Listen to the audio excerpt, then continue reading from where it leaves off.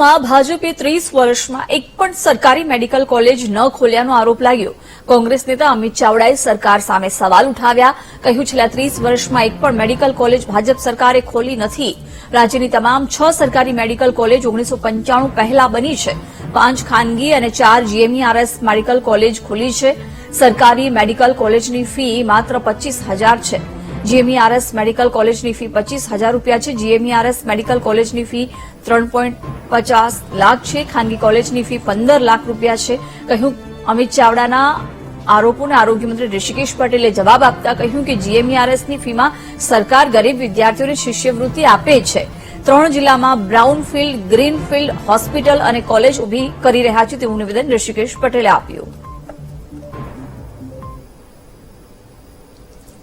ફક્ત 6 સરકારી મેડિકલ કોલેજો છે અને આ 6 સરકારી મેડિકલ કોલેજો 1995 પહેલા શરૂ થયેલી છે।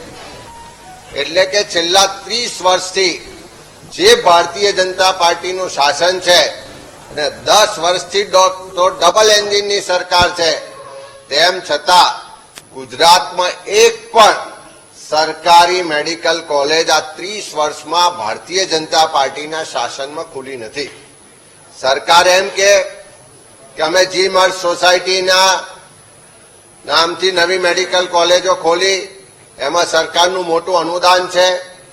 આટલી ખાનગી મેડિકલ કોલેજો ખુલી, સીટો વધારી, પણ જે આંકડા જોઈએ તો ગુજરાતમાં આજે ફક્ત 6 સરકારી મેડિકલ કોલેજ છે અને બાકીની તમામ સોસાયટીને ખાનગી સંસ્થાઓ સંચાલિત કોલેજો છે। રાજ્યમાં ઇજનેરી કોલેજમાં મોટાભાગની જગ્યાઓ ખાલી છે। વર્ષ 2022માં ડિગ્રી ઇજનેરીની 71,619 બેઠકો સામે 39,340 બેઠકો ખાલી રહી, તો વર્ષ 2023માં 32,818 બેઠક ભરાઈ, જ્યારે 38,811 બેઠકો ખાલી રહી છે।